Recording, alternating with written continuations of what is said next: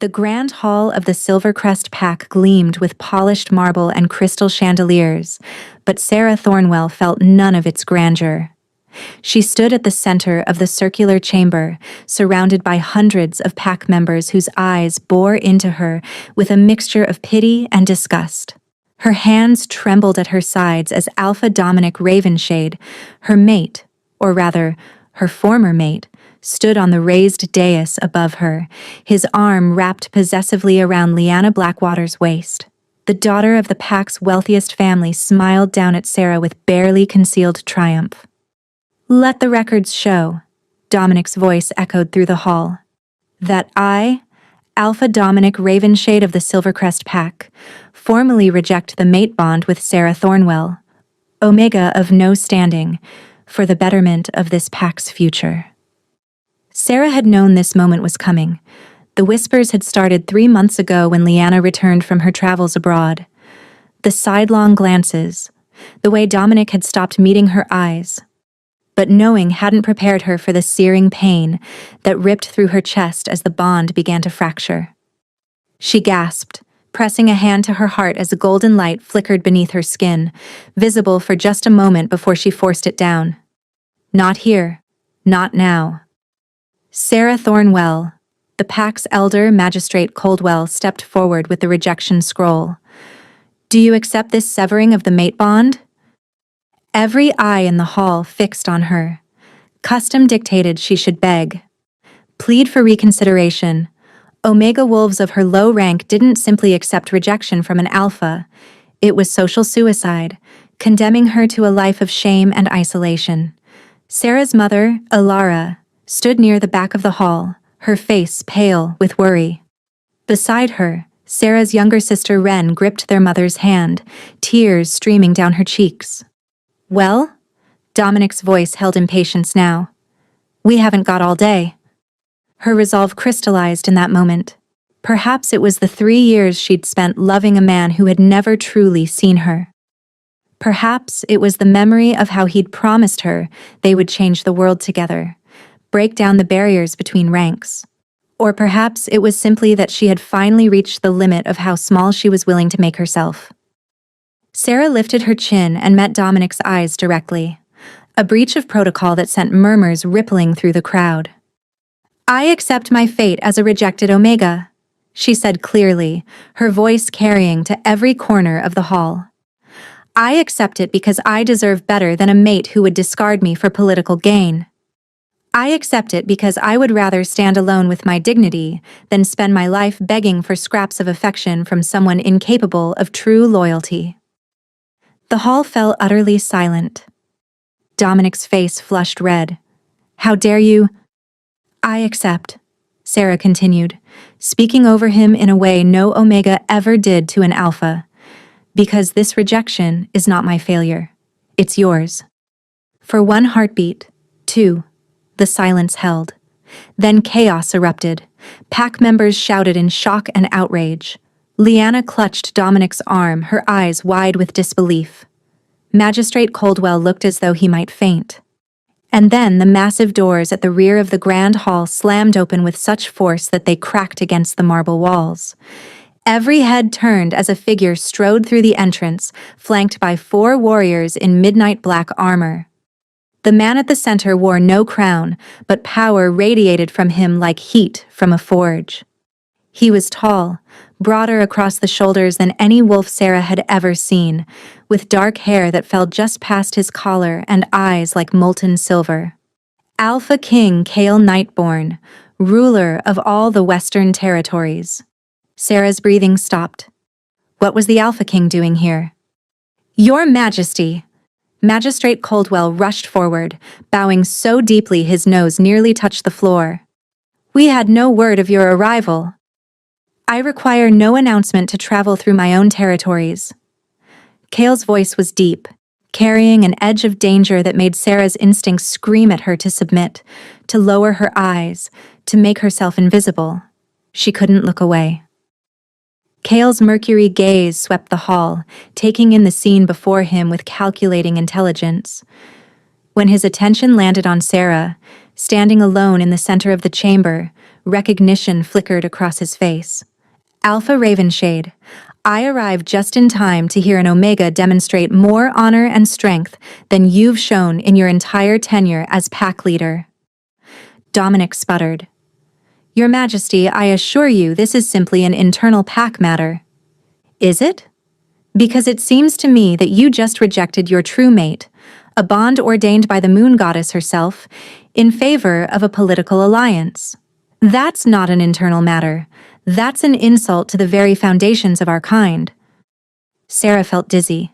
The Alpha King was defending her? The Omega is weak, Your Majesty. Lyanna spoke up, her voice syrupy sweet. Surely you can understand that a pack needs strength in its Luna. I asked you nothing. Kale's words cracked like a whip, and Lyanna flinched back. In fact, I don't recall giving anyone in this hall permission to speak. He moved then, descending into the main floor with lethal grace. The crowd parted before him like water before a ship's bow. He walked directly to Sarah, and she found herself rooted to the spot, her heart hammering so hard she thought it might burst from her chest. Up close, Kale was even more imposing. He towered over her, and she had to tilt her head back to meet his steel-colored eyes. Those metallic irises studied her with an intensity that made her feel stripped bare, as though he could see every secret she'd ever kept. What's your name? He asked quietly, though the supernatural acoustics of the hall carried his words to every ear. Sarah Thornwell, Your Majesty. And you accept this rejection, Sarah Thornwell? She swallowed hard. I do, Your Majesty. Approval glinted in his gaze. Interesting. He turned to address the hall at large, though he remained standing beside her. Under the authority granted to me by the moon goddess and the ancient laws, I hereby claim Sarah Thornwell as my chosen mate. The hall erupted in pandemonium. Sarah's mind went blank with shock. Chosen mate? The Alpha King was claiming her? You can't! Dominic roared, leaping down from the dais. She's nothing to you, Kale said coldly. You rejected her, remember? That bond is broken. She belongs to no pack, no Alpha, which means she's free to accept my claim. This is madness. Magistrate Coldwell wrung his hands. Your Majesty, surely you don't mean to actually bond with an Omega of such low... Are you questioning my judgment, Magistrate? The old wolf's face went gray. No, Your Majesty. Of course not. Kale turned back to Sarah, and this time he spoke so quietly only she could hear. I know you have questions. Trust me for now, and I'll explain everything once we're away from this circus. Sarah's analytical mind raced. This made no sense. Alpha Kings didn't claim random rejected Omegas out of nowhere. There had to be a reason, some political maneuvering she didn't understand. But as she looked into those silver eyes, she saw recognition, as though he'd been looking for her specifically. Well? Kale raised his voice again. Do you accept my claim, Sarah Thornwell? She thought of her mother and sister, of the tiny apartment they shared on the edge of pack territory. She thought of the years she'd spent studying healing arts in secret, hiding the full extent of her abilities because Omegas weren't supposed to be powerful. She thought of Dominic's face when she'd told him she loved him, and the way he'd looked through her, as though she were invisible. And she thought of the words she'd spoken just moments ago. I deserve better. I accept, Sarah said clearly. Kale's hand closed around hers, and the moment their skin touched, radiant power exploded between them. Not the dying embers of her bond with Dominic, but something entirely new. A surge of magic so intense that it drove both of them to their knees. Sarah heard screaming, but couldn't tell if it was her own voice or someone else's. The luminous brilliance grew brighter, forcing the crowd to shield their eyes. She felt Kale's hand tighten around hers, felt his strength reaching for something deep inside her, calling to abilities she'd kept locked away her entire life. No, she thought frantically. Not here. They can't know what I am. With tremendous effort, she shoved the power back down, forcing the light to dim. When her vision cleared, she found herself on her hands and knees, breathing hard. Kyle knelt beside her, his expression unreadable. "Fascinating," he murmured, so quietly she barely heard it. He rose smoothly and helped her to her feet. "We're leaving. Now." "Your Majesty," Magistrate Coldwell ventured, "surely there are protocols." "Send them to the capital. I'll sign whatever needs signing there." Kale's tone brooked no argument. "My mate requires rest after her ordeal." He turned to Sarah's mother, who stood frozen with shock near the wall. "Alara Thornwell, you and your younger daughter will be escorted to the capital within the week.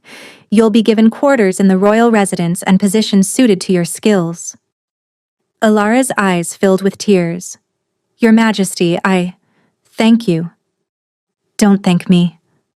Thank your daughter for her courage." Kale's hand settled on the small of Sarah's back, warm even through the fabric of her dress. "Say your goodbyes quickly." Sarah rushed to her mother and sister, hugging them both tightly. "I don't understand what's happening," she whispered. "Neither do I," her mother murmured back. "But I saw that light, Sarah." "He knows. Or suspects." "I'll be careful," Sarah promised. Wren pulled back, her young face fierce despite her tears. "He better treat you right, or I'll write him a very stern letter." Sarah laughed despite everything, then allowed Kale to guide her toward the doors. As they walked through the crowd, she caught Dominic's expression, rage and something that might have been regret warring on his face. She looked away. He was nothing to her now. The journey through the pack house passed in a blur. Sarah's mind raced with questions as Kale led her to a courtyard where a sleek black vehicle waited, its engine already running. One of Kale's warriors opened the rear door, and the Alpha King gestured for her to enter first. As she slid into the leather seat, reality began to set in. She'd just been claimed by the most powerful Alpha in the Western Territories. Her entire life had changed in the span of minutes. Kale settled beside her, and the door closed, sealing them in relative privacy. The vehicle began to move, carrying them away from Silvercrest Pack territory. For a long moment, neither of them spoke. Then Kale reached into his jacket and pulled out a small silver flask. "You'll want this." "What is it?" "Something to steady your nerves. That bonding flash shouldn't have happened, not without the actual claiming bite. Which raises some very interesting questions about what you really are, Sarah Thornwell." Cold dread washed through her. She'd managed to hide her true nature her entire life. Had she just been claimed by the one person with the power and perception to uncover her secret? "I'm just an Omega," she said carefully. Kale's laugh was low and dangerous. "No, you're not. But don't worry, we have a 2-hour drive to the capital. That gives us plenty of time to discuss exactly what you are, why I've been searching for you for 5 years, and what role you're going to play in the war that's coming." Her mouth went dry. "War?" "Oh, yes." His piercing gaze gleamed in the dim interior of the vehicle. "Didn't I mention? The reason I need you isn't romantic, Sarah. You're the key to saving our entire species from extinction. No pressure." The vehicle accelerated, and Sarah watched through the window as Silvercrest Pack territory disappeared behind them, taking with it the only life she'd ever known. The royal capital of Thornmere rose against the twilight sky like something from a dream, or a nightmare, depending on one's perspective. Sarah pressed her face to the vehicle's window, watching as enormous walls of black stone materialized from the mist, their surfaces carved with ancient runes that pulsed with faint blue light. "The warding walls," Kale said, noticing her stare. "They've protected the capital for 3,000 years. Nothing gets through them without permission." "Nothing?" Sarah asked. "Nothing living, at least." His tone carried a weight that made her shiver. The vehicle passed through a massive gate, and Sarah glimpsed guards stationed every few feet along the ramparts, warriors in armor that seemed to absorb light rather than reflect it.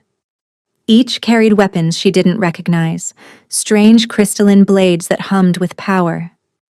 "You're scaring her, Your Majesty," said Tobias Greymont, Kale's captain of the guard, from the front passenger seat.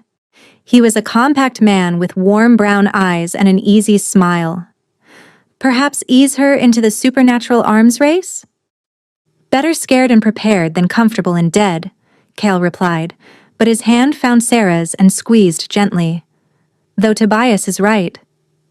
I'm getting ahead of myself." The royal residence sprawled across acres of manicured grounds.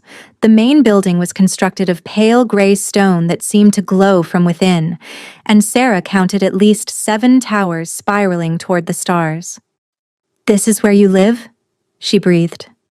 "Home sweet fortress," Kale said dryly. "Come, my sister will want to meet you immediately, and she gets testy when kept waiting." "Sister?" Sarah's mind spun as Kale led her through corridors of such opulence that she felt like a muddy boot print on pristine carpet. Servants bowed as they passed, their eyes lingering on her with undisguised curiosity. They stopped before an ornate door carved with images of wolves running beneath a full moon. Kale knocked once, then pushed it open without waiting for a response. "Kale!" A woman's voice rang out, filled with exasperation. "I've told you repeatedly that even the Alpha King should wait for an invitation before barging into a lady's." She stopped mid-sentence as Sarah stepped into view. Oh.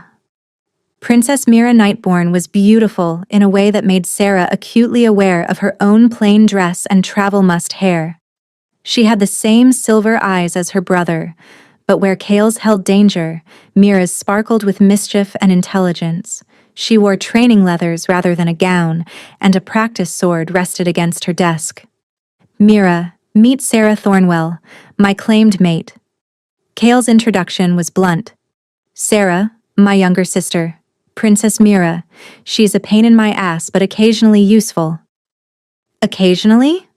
Mira circled Sarah like a hawk studying its prey, though her expression held curiosity rather than hostility.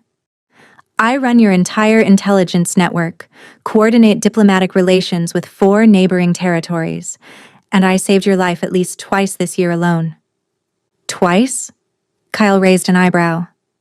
"I only remember once." "The second time was so well executed, you never knew you were in danger." "You're welcome." Mira stopped in front of Sarah and smiled. "Welcome to the madhouse. You're either incredibly brave or incredibly foolish to accept my brother's claim. I haven't decided which yet." "Neither have I," Sarah admitted, which made Mira laugh. "Oh, I like her." "Kale, you actually found someone with a spine. I'm impressed." "Can you help her get settled?" Kale asked, and Sarah noticed the weariness creeping into his voice for the first time. "I need to speak with the council about recent developments." Mira's expression sobered. "They're not going to be happy." "They're never happy. That's why they're on the council." Kale turned to Sarah, and his hand cupped her cheek with surprising gentleness. "Rest tonight. Tomorrow, we'll talk properly. For now, trust that you're safe here." Then he was gone, leaving Sarah alone with the princess. Mira's playful expression faded. "Right. Let's get the awkward questions out of the way. First, do you actually want to be here, or did my brother coerce you?" "I accepted his claim willingly, but I don't understand why he made it." "That's fair. Second question, what do you know about the Veil Rift?" "The what?" Mira's eyes widened. "Nothing? He brought you here and explained nothing?" She muttered something uncomplimentary about her brother's communication skills. "This is going to take wine." "A lot of wine." An hour later, Sarah sat in a plush chair nursing a glass of red wine and trying to process everything the princess had told her. "So let me make sure I understand," Sarah said slowly. "There's a tear in reality itself called the Veil Rift. Through this tear, creatures from the Shadow Realm are trying to invade our world, and the only thing holding them back is a magical barrier maintained by special wolves, healer wolves, who can manipulate vital energy itself." "Exactly," Mira confirmed. "They're incredibly rare, maybe one born every 100 years, and they're the only ones who can strengthen the barrier.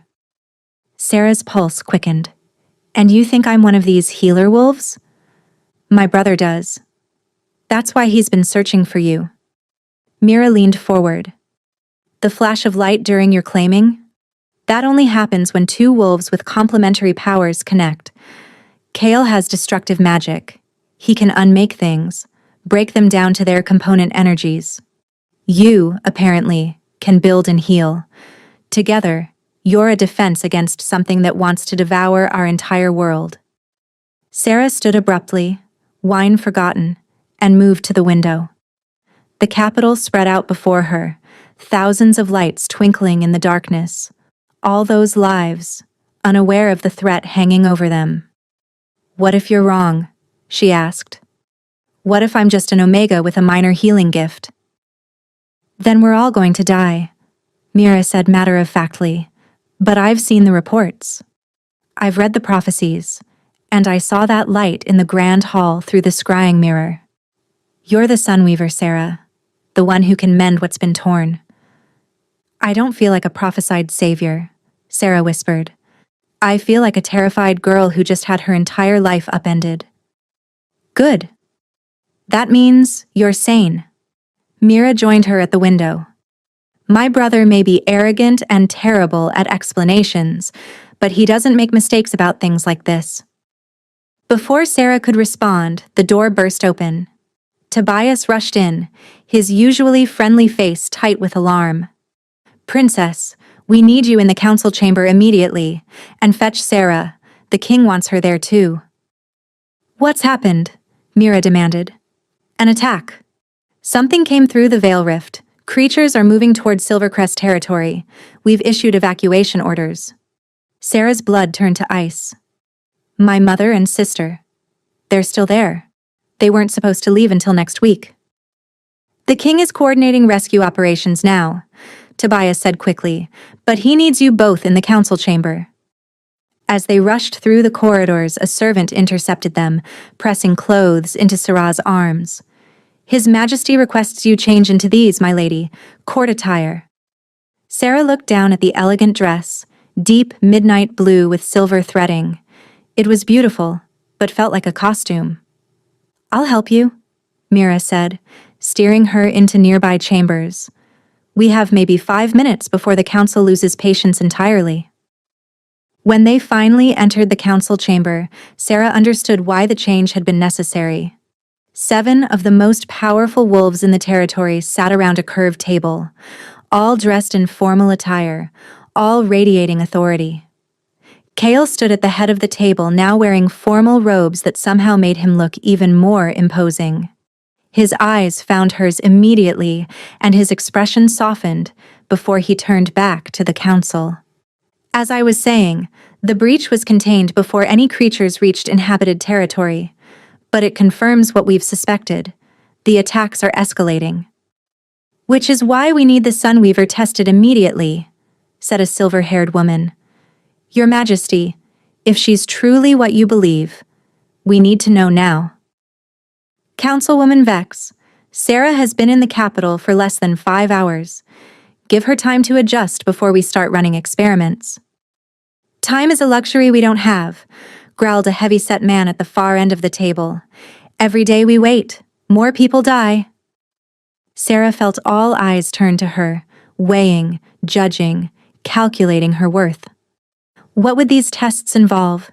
She asked, her voice steadier than she felt. Kale's jaw tightened. Sarah, you don't have to. I want to know.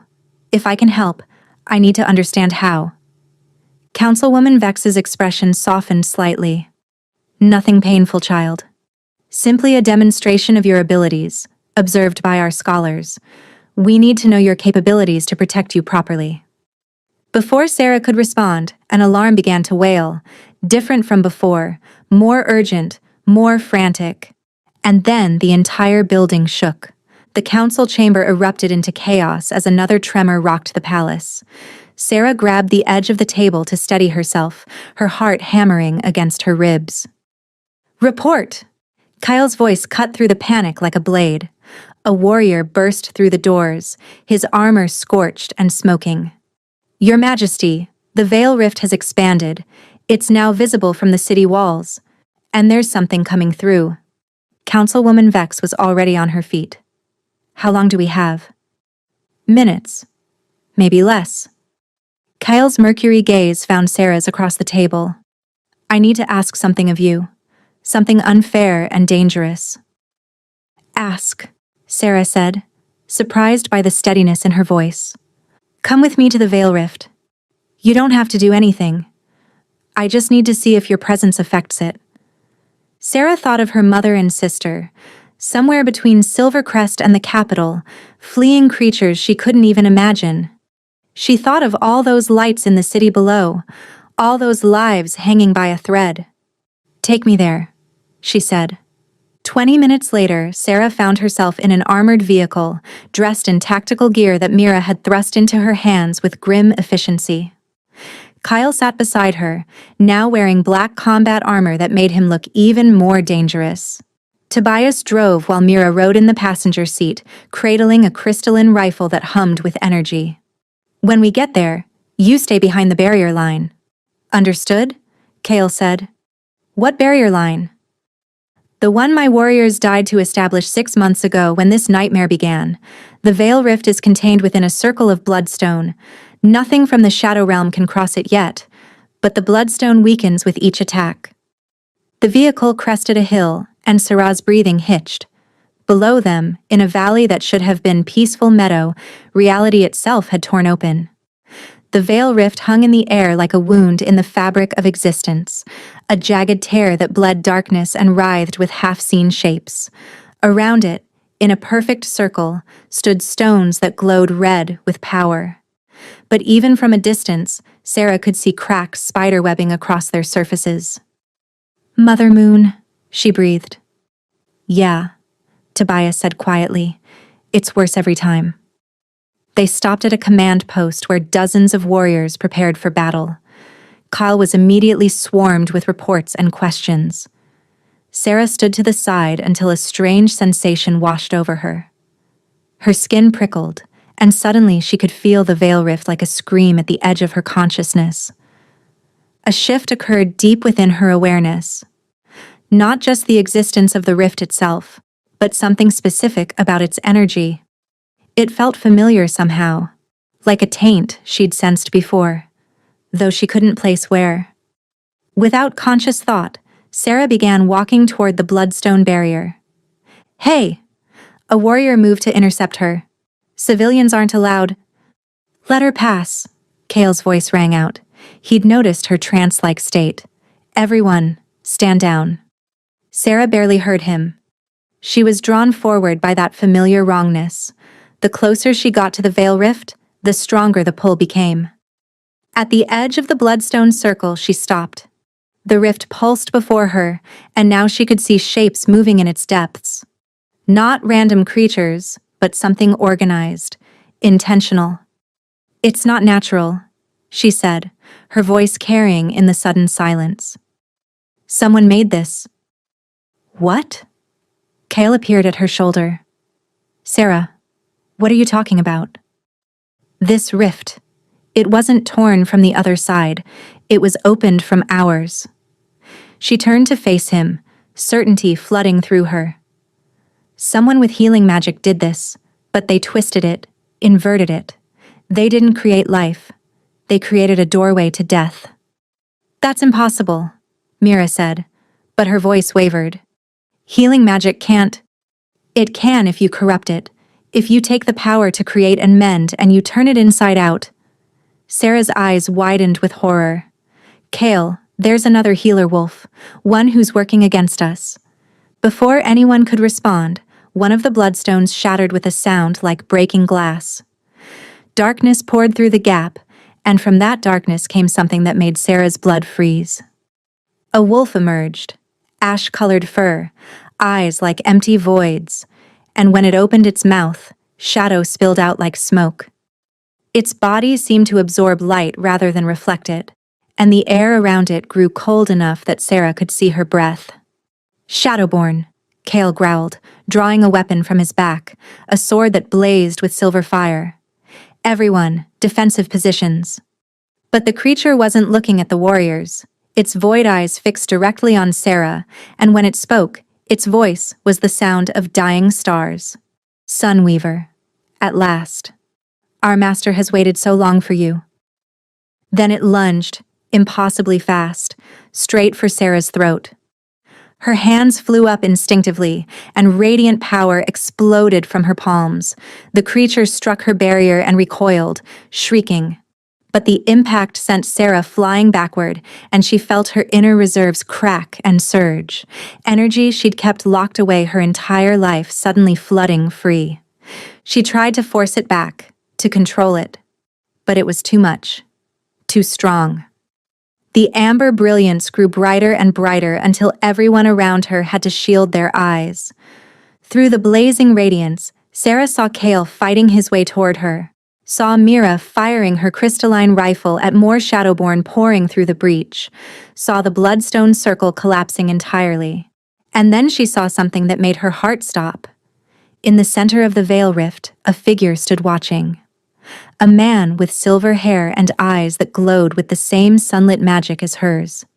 His left hand was wrapped in bandages that pulsed with dark energy, and corruption crept up his arm like frost on glass. He smiled, and in that smile, Sarah saw recognition. He knew her. Somehow, impossibly, he knew exactly who and what she was. "Hello, sister." His voice carried across the battlefield, clear despite the chaos. "I've been waiting for you to finally awaken." The words hit Sarah like a physical blow. Sister. She had no siblings except Ren. This was impossible. But even as she thought it, awareness bloomed deep in her blood, recognizing the truth in his claim. A phantom ache flared in her left hand, the pain she'd felt since childhood, with no source, no explanation. "No," she whispered. "Yes. We're twins, Sarah, two halves of one power, split apart by those who feared what we could become together. But I've found you now, and soon you'll understand. Soon you'll join me." "Never," Sarah snarled, and her power exploded outward in a wave that sent every Shadowborn within 50 yards flying. But the effort was too much for her untrained abilities. The world tilted, darkness creeping in at the edges of her vision. The last thing she heard before unconsciousness claimed her was Kale's voice, frantic and afraid, screaming her name. And the last thing she felt was strong arms catching her before she hit the ground, pulling her close, refusing to let her fall. Then nothing. Sarah woke to darkness and the smell of herbs she didn't recognize. Her body ached as though she'd been trampled by horses, and when she tried to move, every muscle screamed in protest. Slowly, her eyes adjusted to reveal a small chamber lit by a single candle. Stone walls. No windows. Underground. She realized with growing unease. "You're awake." "Good." Sarah's head snapped toward the voice, igniting fresh pain through her skull. A woman sat in the shadows, middle-aged, with iron-gray hair and eyes that gleamed with an intelligence both keen and slightly mad. "Who are you?" Sarah's voice came out as a rasp. "Dr. Cassia Renfell, the king's personal physician." The woman rose and approached with a vial of something that glowed faintly blue. "Drink. It'll help with the pain." Sarah eyed the vial suspiciously. "Where am I?" "The Royal Infirmary, specifically the secure wing where we keep patients who've had unusual reactions." Cassia's lips curved in something that wasn't quite a smile. "You've been unconscious for 72 hours, girl. Your power surge at the Veil Rift nearly killed everyone within 100 yards, including yourself. Nearly 4 nights." Sarah's heart clenched. "Kyle, is he—" "The king is fine. Exhausted himself keeping a shield up to protect his warriors from your outburst, but he'll recover." Cassia pressed the vial into Sarah's hand. "Now drink." The threat was casual, but real. Sarah drank, grimacing at the bitter taste. Almost immediately, Warmth spread through her limbs and the pain receded to a dull ache. Better? Now, let's discuss what happened. You claim you saw someone in the veil rift, a man who called you sister. I don't claim anything. I saw him. Sarah pushed herself upright, ignoring the room's slight spin. He had healing magic like mine. He was controlling the rift. Yes, the king mentioned as much. Cassia pulled out a leather-bound journal and began sketching something. Describe him exactly. Every detail you remember. Sarah closed her eyes, bringing back that terrible moment. Silver hair. Golden eyes, the exact shade of mine when my power manifests. Tall, exceptionally so, maybe 6.5 feet. He wore robes marked with symbols I didn't recognize, but they felt old, ancient. Age? Distinguishing features? He looked about 30, but his eyes were older. And there was something wrong with his left hand. It was wrapped in bandages that glowed with the same dark energy as the veil rift. Cassia's pen stilled. When she looked up, her expression had shifted from clinical interest to something like fear. A tainted limb. That confirms it then. I've seen this before in ancient texts documenting the purge of ashes. The corruption always begins in one limb and spreads until it consumes the healer entirely. Confirms what? Before Cassia could answer, the door burst open. Kale strode in, still wearing tactical gear from the battle, now torn and stained with substances Sarah didn't want to identify. His steel-colored eyes blazed with barely contained emotion. Out, he said to Cassia without looking at her. Your Majesty, I'm in the middle of... Out! The physician gathered her things with obvious reluctance and left, closing the door behind her with more force than necessary. For a long moment, Kale just stared at Sarah. She stared back, taking in the exhaustion etched into his features, the new scar across his jaw that hadn't been there before, the way his hands trembled slightly before he clenched them into fists. You could have died, he said finally, his voice raw. Your power surge. If I hadn't gotten a shield up in time, you would have burned yourself out completely. Your living essence would have consumed itself. There would have been nothing left to save. But you did get a shield up, Sarah said quietly.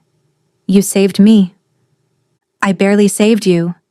He moved closer, and she could see the fear beneath his anger now. Nearly 4 days, Sarah. I've barely left your side, wondering if you'd ever wake up. Cassia telling me that your energy signature was fading, that you might be too far gone. His voice cracked, and suddenly Sarah understood. This wasn't just a king worried about losing a strategic asset. This was something deeper, more personal. I'm sorry, she whispered. I didn't mean to lose control. I know. Kyle sank onto the edge of her bed, suddenly looking every bit as exhausted as she felt. It's not your fault. I pushed you too far, too fast. I was so focused on the threat that I forgot you've had no training, no preparation for this. Tell me about him, Sarah said, the man in the veil rift. You know who he is, don't you? Kale's jaw tightened. His name is Aldrich Sunweaver. And yes, before you ask, that surname isn't a coincidence. The Sunweavers were a legendary family line of healer wolves that existed centuries ago, renowned among our kind for their power. Sarah's blood went cold. Were? They were wiped out in the Purge of Ashes, 300 years ago. At least, that's what the histories claim. Kale met her eyes. But if Aldrich is truly a Sunweaver, and if he called you sister, then I'm one too, Sarah finished. But that's impossible. My mother's family has no such lineage. Records can be falsified, bloodlines can be hidden. Kale reached out and took her hand, his touch gentle despite the calluses. Sarah, if you are a Sunweaver, it changes everything. The prophecies speak of the line returning in the world's darkest hour. 2 siblings, one to destroy, one to restore. The weight of his words settled over her like a shroud. And you think Aldrich is the destruction. I know he is. The Shadowborn serve him willingly. The veil rift opened exactly when he wanted it to. And that corrupted hand Cassia mentioned? That's what happens when a healer inverts their power, turns creation into decay. Eventually, it consumes them entirely. How long does he have? A year. Maybe less. Kyle's grip on her hand tightened. Which means we have less than that to stop him, because once the shadow rot takes him completely, he'll open the veil rift wide enough to let through. The Devourer itself. The thing that destroyed the Sunweavers the first time. The thing that's been waiting in the Shadow Realm for 3 centuries to finish what it started. It eats worlds, Sarah. Entire realities. And your brother is trying to give it ours. The room spun again, but this time it had nothing to do with physical weakness. Brother. She had a brother who wanted to end the world. I need to speak with my mother, she said suddenly. She must know something. The Sunweaver line doesn't just vanish. Someone had to hide it deliberately. She's in the convoy heading here now, Kyle said. Once they arrive safely, we'll get answers. He was cut off by an alarm that made Sarah's blood run cold. He was on his feet instantly, already moving toward the door. That's the evacuation alarm. The door slammed open and Mira rushed in, her face ashen. It's the refugee convoy, the one carrying survivors from Silvercrest, including Sarah's family. They're under attack. Aldrich sent an army of Shadowborn to hunt them. Sarah threw off the blankets, ignoring Kale's protests and her body's weakness. My mother and sister? I know. Kyle was already moving. Every warrior we have is mobilizing. I'm coming with you, Sarah said, swaying as she stood. Absolutely not. You can barely stand. Those are my people. Luminous power crackled around Sarah's hands, fed by sheer determination and adrenaline. That's my family out there. I'm not staying here safe while they die. Kale looked at her for a long moment, emotions warring across his face. Then he turned to Mira. Get her armor. The reinforced kind, and find Cassia. I want every stabilizing potion we have. 10 minutes later, Sarah found herself back in an armored vehicle, dressed in tactical gear. Cassia had forced 3 vials down her throat, stimulant potions that burned through her veins like liquid fire, giving her borrowed strength she'd pay for later. If there was a later. The claiming flash created a partial bond between us, Kale said as the vehicle accelerated into the night. Not complete, but enough that I could sense when you were dying and channel my power to you. That's how I kept the shield up for so long. But it also means I'll feel it if you're in danger. Sarah nodded, understanding the weight of what he was saying. Whatever happens, stay close to me, he continued. Aldrich wants you alive. He needs another Sunweaver to complete whatever ritual he's planning. Which means he'll try to take you. Let him try, Sarah said, and was surprised to find she meant it. The girl who'd been rejected in that grand hall days ago was gone. In her place was something harder, fiercer. Someone who had accepted what she was and what she had to do. The Sunweaver had awakened, and she was done hiding. The refugee column stretched for miles, hundreds of wolves fleeing Silvercrest's ruins, carrying what little they'd managed to save. Sarah pressed her face to the vehicle's window, searching frantically for her mother among the terrified masses. There. Tobias pointed ahead where the column had stopped, blocked by something Sarah couldn't see through the darkness and smoke. As they drew closer, ice flooded her veins. Shadowborn surrounded the refugees, dozens of the ash-colored wolves with void eyes and shadow-dripping maws, and standing at the center of the blockade, calm as death itself, was Aldrich. Behind him, the air shimmered with the same dark energy as the veil rift. He'd brought a piece of it with him, a tear in reality that followed him like a shadow. He looked exactly as Sarah remembered, but worse. The blight had spread. Now his entire left arm pulsed with dark energy, and veins of shadow crept up his neck toward his face. When he smiled, his teeth gleamed like polished bone.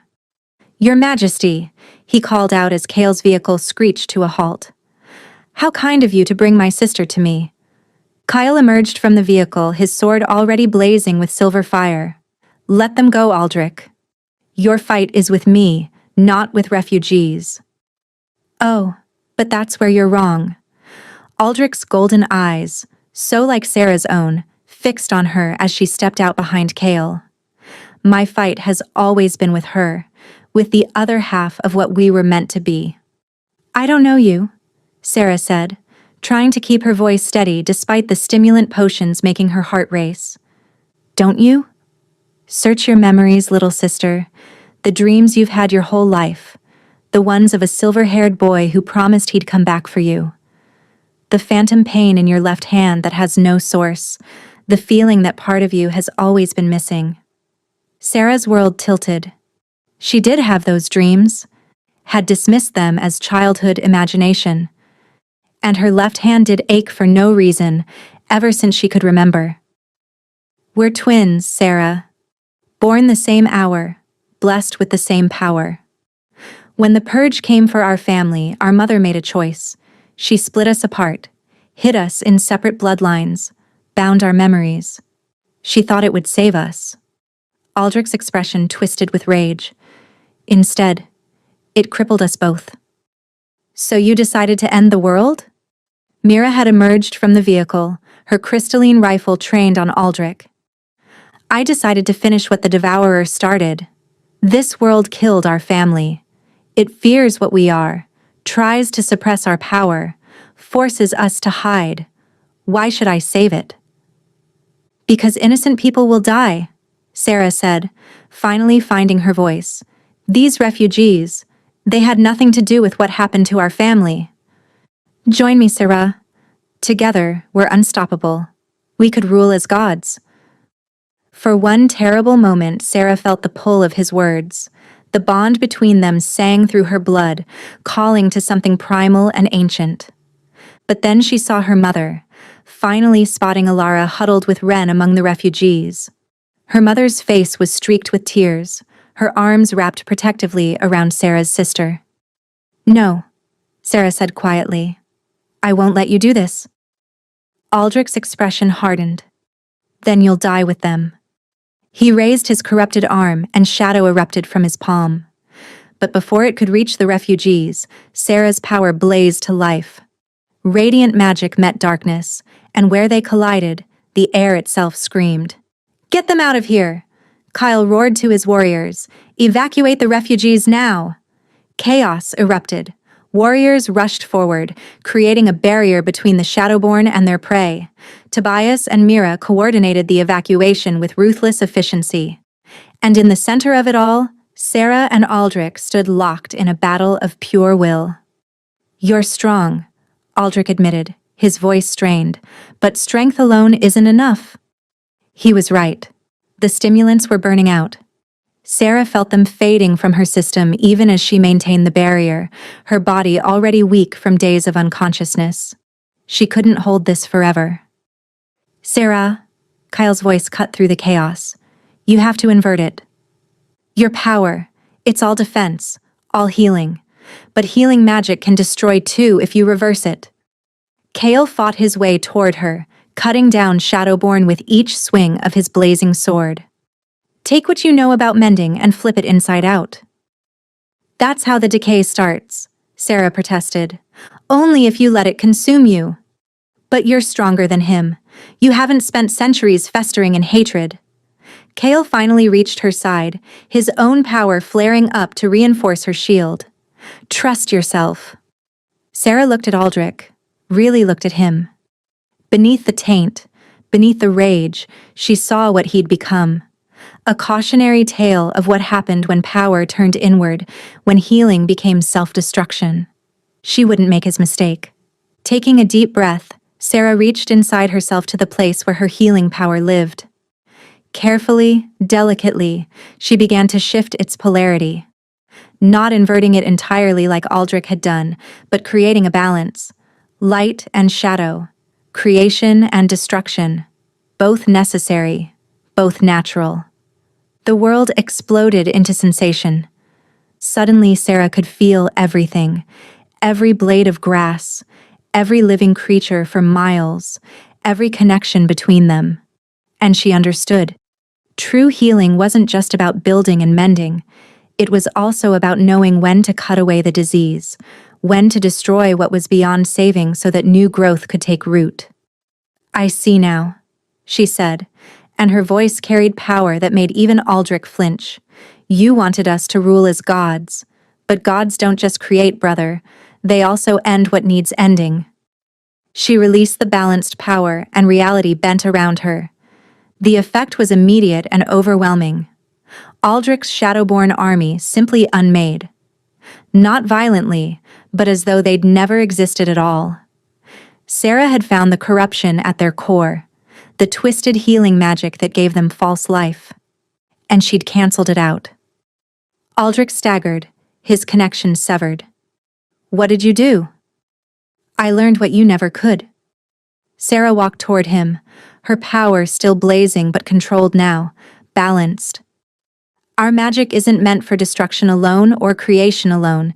It's meant for restoration, which sometimes means tearing down what's broken beyond repair." "No!" Aldrich's corrupted arm lashed out, shadow tentacles reaching for her throat. "You don't get to be better than me. We were never the same." Sarah caught his wrist, and where her hand touched his tainted flesh, luminous power began to spread. "You chose hatred. I choose healing." She poured her essence into him, not to destroy, but to heal. The blight fought her, writhing and screaming as her light burned through it. But Sarah held firm, digging deeper, searching for the source. And there, buried beneath centuries of anger and pain, she found it. The wound that had never healed, the moment their family was torn apart, the moment Aldrich lost everything he loved, the moment he'd chosen revenge over recovery. "I can't fix the past," Sarah whispered, tears streaming down her face as she felt his pain as if it were her own. "I can't bring back what we lost. But I can give you peace." "I don't want peace," Aldrich snarled, even as his struggles weakened. You want it to stop hurting." Sarah's voice broke. "I know. I feel it too. But this isn't the way." For one moment, looking into her eyes, Aldrich's expression softened. The decay retreated just enough for her to see the boy he'd been. Scared. Alone. Lost. "Sister," he breathed.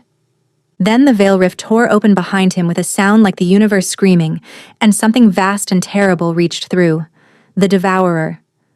Aldrich had been its anchor in this world, and now that anchor was failing. "Sarah, run." Kale grabbed her arm, trying to pull her back. "If that thing gets through, it won't stop with our world." Sarah met Kale's intense gaze. "I have to end him. Completely. There has to be another way." The Devourer used his hatred as a doorway. The only way to close it is to sever the connection entirely. Sarah smiled through her tears. "You told me to trust myself. So trust me now." Before Kale could stop her, Sarah turned back to Aldrich. Her brother had fallen to his knees, the shadow rot consuming him rapidly. He looked up at her with eyes that were more gold than black, more human than void. "End it," he whispered. "Please. I'm so tired." Sarah knelt before him, cradling his face in her hands. "I forgive you. For all of it." Then she unleashed her power.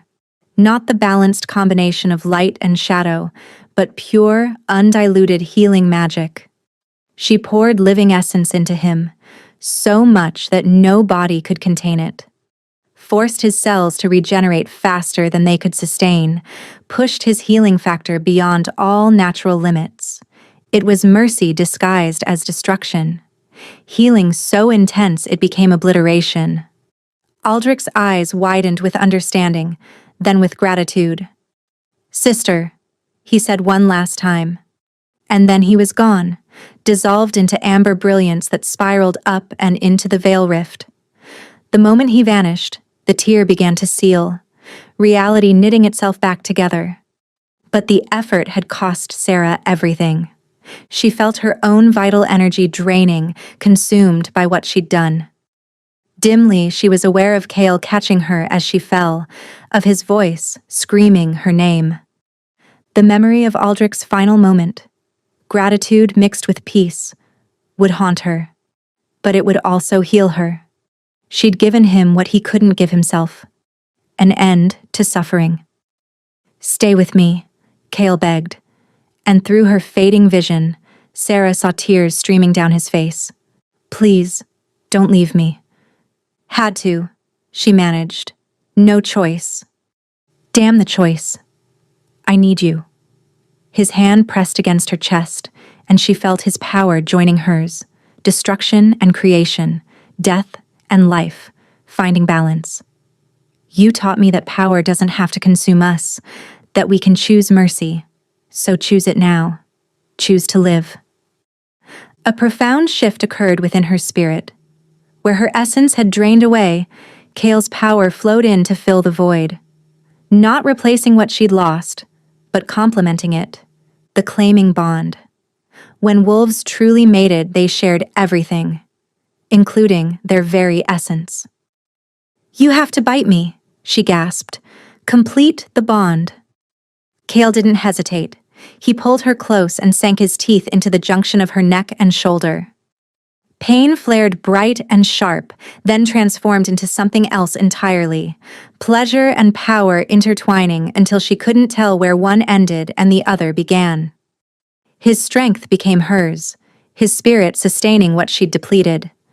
And in return, she gave him something he'd never had, the ability to create as well as destroy, to heal as well as harm. They were balanced now, complete. When Sarah opened her eyes again, she found herself cradled in Kale's arms. The veil rift was gone, sealed completely. The Shadowborn had vanished. And in the eastern sky, dawn was breaking. "That's it?" Mira breathed, staring at the empty air where the veil rift had been moments before. 6 months of hell, and it closes that easily? "Not easily," Kyle said grimly, his arms tightening around Sarah. "It cost us everything to find the one person who could end him." Sarah's legs gave out, and Kale caught her weight, lowering them both to the ground. "Easy, you're not standing yet. Let the bond stabilize first." She nodded, leaning against him as the world slowly came back into focus. Minutes passed as the bond settled into place, warmth flooding back into her limbs. Tobias appeared at Kale's side, bloodied but grinning. "All refugees accounted for, Your Majesty." Around them, celebrating warriors and weeping refugees gathered. Sarah took a steadying breath, then allowed Kale to help her stand, keeping one arm around her waist for support. "You did it," Kale whispered, pressing his forehead to hers. "You saved us all." "We did it," Sarah corrected. Then, louder, to the gathered crowd, "We all did it. Together." A cheer rose from the refugees, the people of Silvercrest who'd lost everything but survived. And standing among them, Sarah saw her mother and sister, both crying and smiling and whole. Sarah met her mother's eyes across the crowd. She saw the grief and relief warring there, and knew that later, when the celebrating ended, tears and explanations would come. The painful unraveling of a lifetime of secrets. But for now, her mother simply mouthed 2 words. "Thank you." Dominic was there too, looking small and ashamed. When their eyes met, Sarah felt nothing. No anger, no regret. He was simply part of a life she'd outgrown. "What happens now?" she asked Kale quietly. "Now?" He smiled, and it transformed his entire face. "Now we rebuild. Silvercrest, the border territories, everything the Veil Rift destroyed. And you help me, not as a weapon or a tool, but as my equal, my mate, my partner in every way that matters. I'm still learning. I'm going to make mistakes. Good. I'm tired of people who pretend to be perfect." Kale's arm remained secure around her waist. "Besides, I make enough mistakes for both of us." Mira appeared at their side, grinning despite her exhaustion. The council is going to have an apoplexy when they see you two. An Alpha King truly mated to an Omega? They'll be clutching their pearls and drafting new laws for decades. I, for one, can't wait to watch. Let them. Kyle pulled Sarah closer. I didn't spend 5 years searching for her just to let protocol keep us apart. As the sun rose fully, bathing them all in golden light, Sarah felt peace settle over her for the first time in her life. She'd lost a brother she never knew she had. She'd gained a mate who saw her as an equal. She discovered a power that terrified and thrilled her in equal measure. But most importantly, she'd found where she belonged, not in spite of what she was, but because of it. I love you, she said suddenly. Kale's eyes widened, then softened with an emotion so intense it stole her breath. I love you too. I think I have since the moment you stood in that hall and refused to beg. Since you chose dignity over safety. I chose myself, Sarah corrected. For the first time in my life, I chose myself. And somehow, that led me to you. To us, Kyle agreed. And there, among the ruins and the refugees, the destroyed and the reborn, the Alpha King claimed his Omega mate with a kiss that tasted of morning and new beginnings and futures yet unwritten. Behind them, the people cheered. Ahead of them, the work of rebuilding waited. But in that moment, wrapped in each other's arms with the dawn breaking across the sky, Sarah and Kale simply existed. Two halves of one whole, balanced at last. The Sunweaver had found her light, and it was enough.